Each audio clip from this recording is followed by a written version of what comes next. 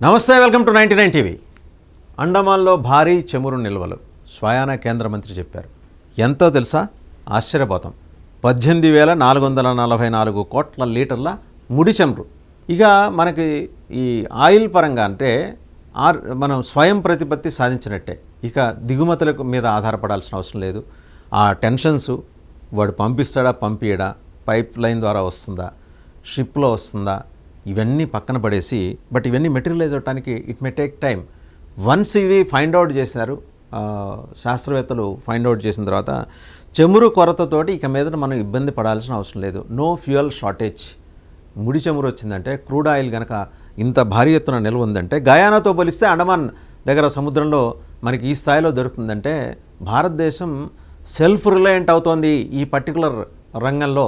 ఇది మనం గమనించాల్సిన అంశం. ఇది చాలా most positive and proactive aspect which we need to understand and consider అని కేంద్ర మంత్రి, ఆయన స్వయంగా కేంద్ర పెట్రోలియం సహజ వాయువుల శాఖ మంత్రి హర్దీప్ సింగ్ పురి చెప్పుకుంటూ వచ్చారు. ఇది వెల్కమింగ్ అనమాట. ఇన్ఫ్యాక్ట్ ఈ శతాబ్దంలో భారతదేశం సాధించబోయే అద్భుత విజయంగా మనం దీన్ని అభివర్ణించిన ఆశ్చర్యపోనక్కర్లేదు. ముడి చమురు 18,444 crores of litres of crude oil. ఆయన ఒక ఇంటర్వ్యూ ఇస్తూ ఇటీవల చేపట్టిన సంస్కరణల దూకుడు కారణంగా మనం ఈ అన్వేషణ వల్ల ఈ ప్రయోజనాలు, ఈ ఇన్వెస్టిగేషన్స్ వల్ల ఈ ప్రయోజనాలు మనం పొందబోతున్నాం. అండ్ భారతదేశ ఆర్థిక వ్యవస్థ $3.7 ట్రిలియన్ నుంచి $20 ట్రిలియన్ విస్తరించవచ్చు. హర్దీప్ సింగ్ పూరి చెప్పిన మాటని 100కి 500% ఇక్కడ మనం అంగీకరించి తీరాల్సిందే. ఇప్పుడు మనం ఉన్నది $3.7 ట్రిలియన్ ఎకానమీలో ఉన్నాం. వన్స్ ఈ నిల్వలు ఫైండ్ అవుట్ చేసిన తర్వాత, వాటిని వెలికి తీయడం మొదలెట్టిన తర్వాత 18,444 crores of crude oil, crores of litres of crude oil అక్కడ ఉన్నది అని అండమాన్లో తెలిసిన తర్వాత, అండమాన్ సముద్ర ప్రాంతంలో ఉన్నదని తెలిసిన తర్వాత మన ఆపరేషన్స్ కానీ, మన ఓరియంటేషన్ కానీ, మన విజన్ కానీ మొత్తం కంప్లీట్గా వేరే రూపం తీసుకోబోతోంది. దీనికి సంబంధించి భారీ ఎత్తున జరగబోయే సెర్చ్లో కానీ, అంటే శాస్త్రవేత్తల పరిశోధనలో కానీ it may take time, but మనకు ఒక విజన్ స్పష్టంగా కనిపిస్తుంది. 3.7 నుంచి $20 ట్రిలియన్ వెళ్తున్నామంటే ఎక్కడికి వెళ్తున్నాం ఒక్కసారి ఆలోచించండి. చైనా మనల్ని చూసి గడగడలాడే పరిస్థితి. ఖచ్చితంగా అండమాన్ వైపు చైనా గురి పెట్టే ఉంది. వాళ్ళ సైనిక స్థావరాలు, సముద్ర ప్రాంతాల్లో వాళ్ళు ఏర్పాటు చేసుకున్న సైనిక స్థావరాల నుంచి అండమాన్ మీద ఎప్పటి నుంచో గురి పెట్టింది. సో అక్కడ మనం జాగ్రత్త పడాల్సింది. మరోపక్క పొరుగు దేశం పాకిస్తాన్ నుంచి కూడా మనం జాగ్రత్త పడాల్సిన విషయం. ఎందుకంటే సెక్యూరిటీ ఆస్పెక్ట్లో కాకుండా ఇప్పుడు టూరిజం ప్రమోషన్ కూడా చాలా బలంగా నడుస్తున్న చోట, అండ్ ఎకనామికల్గా సెల్ఫ్ రిలయంట్ దిశగా మనం నడవబోతున్నాం అనే దానికి ఇండికేషన్. ఓఎన్జీసీ ఈ ఏడాది ఒకసారి ఓఎన్జీసీ ప్రోగ్రెస్ చూస్తే, ఈ సంవత్సరం గడిచిన 37 ఏళ్లతో పోలిస్తే ఈ ఏడాది 500 ఎక్కువగా 541 వెల్స్ తవ్వింది ఇది క్రూడ్ ఆయిల్ కోసం. ఇందుకోసం 37,000 క్రోర్స్ ఖర్చు చేసింది, క్రోర్స్ ఆఫ్ రూపీస్ ఖర్చు చేసింది. గయానా ఒక్కసారి కంపారిజన్కి వెళ్దాం. గయానాలో ఎన్నో బావులు తవ్వాక ఒక 41st వెల్లో ఆయిల్ దొరికింది. ఇక్కడ కూడా అలాంటి అవకాశం ఉంది అని చెప్పేసి హర్దీప్ సింగ్ పురి చెప్పుకుంటూ వచ్చారు, పెట్రోలియం మినిస్టర్. అండమాన్లో అన్వేషణ విజయవంతమైతే భారతదేశం చమురు దిగుమతులు గణనీయంగా తగ్గించుకుంటుంది. ఇది మనకు కావాల్సింది అదే కదా. అనవసరంగా మనం we are going to lose our foreign currency ఏది దిగుమతుల ద్వారా. ఇప్పుడు అది కర్టైల్ చేసుకుంటే కనుక మన ఫారిన్ కరెన్సీ నిల్వలు కూడా మనకి పెరగబోతున్నాయి.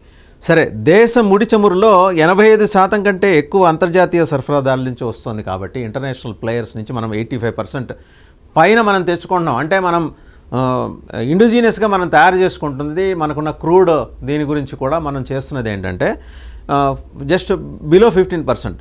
వేరాజ్ ఇవాళ దాన్ని ఓవర్కమ్ చేస్తున్నాం. మనమే 80% తయారు చేసుకునే సామర్థ్యానికి మనం వెళ్ళబోతున్నామంటే ఇంతకంటే మంచి ఇండికేషను ఏముంటుంది? ఎవరైనా ఆలోచించాలి.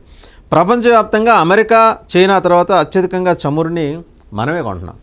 సో ఇక్కడ మనం గమనించాల్సింది ఏంటంటే, రేపు పొద్దున ఇదే మన చేతికి వచ్చి మన అన్వేషణలు, మన ఇన్వెస్టిగేషన్స్ ఇవన్నీ ఫుల్ఫిల్ అయ్యి ఫ్రూట్ఫుల్గా మేనిఫెస్ట్ అయిన తర్వాత 18,444 crores of litres of crude oil Andaman సముద్ర తీరంలో మనకి దొరికిన తర్వాత మనకి మేజర్ థ్రెట్ ఎవరి నుంచి ఉంటుంది? చైనా అని అందరం అనుకుంటున్నాం కదా, అమెరికా నుంచి కూడా థ్రెట్ ఉంటుంది. ఎందుకంటే ప్రపంచ పోలీస్ పక్కోడు బాగుపడితే దాన్ని సంతోషించి చప్పట్లు కొట్టి ఒక పుష్పగుచ్చం ఇచ్చే సంప్రదాయం అమెరికాకి లేదు. పోలీసింగ్ చేయటమే. ఒకవేళ దాని మీద ఆంక్షలు పెడుతుంది. ఇప్పుడు మళ్ళీ కొత్త శాంక్షన్స్ మొదలెడతాయి. అది మనం తవ్వుకొని తీసిన తర్వాత దాని మీద పెత్తనానికి అమెరికా వస్తుంది, చైనా వస్తుంది. అంటే మనకి దాంతోపాటే మనకు దొరికే నిల్వలతో పాటే శత్రు దేశాల సంఖ్య పెరుగుతుంది. వాళ్ళ మన మీద దృష్టి పెట్టడం కూడా నీటి కోసం యుద్ధాలు చూసిన రేపు పొద్దున పెట్రోల్ కోసం యుద్ధాలు దిగజారే ఒక పరిస్థితి కూడా అమెరికా చైనాల నుంచి ఉంటుంది. మేజర్ థ్రెట్ మనకి యుఎస్ అండ్ చైనా. ఏషియాలో ప్లేయర్ అయిన చైనా నుంచి, సప్త సముద్రాల అవతల ఉన్న యుఎస్ నుంచి మనకి ఈ ఇబ్బంది అయితే తలెత్తుతుంది. డిప్లొమాటిక్గా దీన్ని ఎలా అడ్రస్ చేయాలనేది అనుభవజ్ఞులైన నాయకులు ఉన్నారు, అండ్ బ్యూరోక్రాట్స్ ఉన్నారు, అండ్ ఎక్స్పర్ట్స్ ఉన్నారు. ఖచ్చితంగా దాన్ని వాళ్ళు అడ్రస్ చేయగలరు. అండ్ ఒకవేళ ఇదే కనుక ఈ నిల్వల సామర్థ్యం వెలికి తీయటం మొదలైతే మనం ఇంధన మార్కెట్లో ప్రపంచాన్ని రూల్ చేస్తాం. ఆయిల్ మార్కెట్లో India is going to rule. Arab దేశాలు కూడా వెనక్కి వెళ్ళే పరిస్థితిని మనం క్రియేట్ చేసుకోగలం. ఆ సత్తా మనకి ఉన్నది.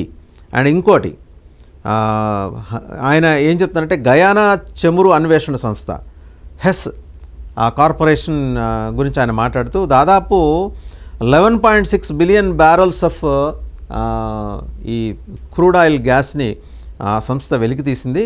దీంతో గయానా ప్రపంచ ఇంధన మార్కెట్లో ఒక ముఖ్యమైన భాగస్వామిగా ఎదిగింది అని చెప్తూనే అది ఇప్పుడు చమురు నిల్వల పరంగా ప్రపంచంలో 17వ స్థానంలో ఉంది. మన దేశంలో ప్రస్తుతం అస్సాం, గుజరాత్, రాజస్థాన్, ముంబై, కృష్ణా గోదావరి బేసిన్ వంటి ప్రాంతాల్లో ముడి చమురు ఉత్పత్తి అవుతోందని కూడా వివరించారు.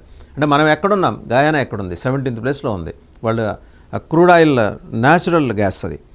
ఇంకా అలాగే వైజాగ్, మ్యాంగ్లూర్, పడూరు దగ్గర వ్యూహాత్మక పెట్రోలియం నిల్వలు. అంటే స్ట్రాటజిక్గా we have reserves, oil reserves in 3 places, Visakhapatnam, Mangalore and Padur. Odisha, రాజస్థాన్లో కూడా దీనికోసం స్థలాలు వెతుకుతున్నారు, అన్వేషణ చేస్తున్నారు నిల్వల కోసం. అండమాన్ నికోబార్ దీవులకు ఇప్పుడు అన్వేషణ కార్యకలాపాలు విస్తరిస్తున్నాయి కాబట్టి అక్కడ ఆయిల్ ఇండియా, ఓఎన్జీసీ లాంటి కంపెనీలు కొత్త నిల్వల కోసం సర్వే, డ్రిల్లింగ్ కార్యకలాపాలు ప్రారంభించాయి. సో మనం ఒకసారి జియో పొలిటికల్ అఫైర్స్లోకి వద్దాం. మనకు ఫైండ్ అవుట్ అయ్యింది ఎంత, 18,444 crores of litres of crude oil Andaman దగ్గర. దాని అన్వేషణ కోసం మనం పెట్టే శక్తి సామర్థ్యాలు, వాటి వ్యవస్థ గనక చూస్తే ఓవర్నైట్ అది ఈల్డ్ కాకపోవచ్చు కాక, బట్ రాబోయే 10 ఏళ్లలో లేదా రాబోయే 2 decadesలో భారతదేశం ఒక పెద్ద ఎకానమీగా అవతరించబోతోంది. బట్ అమెరికా నుంచి మాత్రం ఖచ్చితంగా ఒక థ్రెట్ ఉంటుందనేది జియో పొలిటికల్ అఫైర్స్ ఎక్స్పర్ట్స్ అంటున్నమాట. దాన్ని ఎలా అడ్రస్ చేయాలి, అండ్ ప్రపంచంలో నెంబర్ 1 ఆర్థిక శక్తిగా భారత్ ఎదగటానికి ఆటంకాలు కల్పించే అమెరికా తన డాలర్ పతనాన్ని ఏమాత్రం అంగీకరిస్తుంది, ఎందుకు అంగీకరిస్తుంది, ఈ క్రమంలో అమెరికా జరిపే కుట్రలు కానీ, చైనా పన్నే పన్నాగాలు కానీ, వీటన్నిటి పట్ల మనం అప్రమత్తంగా ఉండాల్సిన అవసరాన్ని అయితే జియో పొలిటికల్ అఫైర్స్ ఎక్స్పర్ట్స్ స్పష్టంగా చెప్తున్నారు.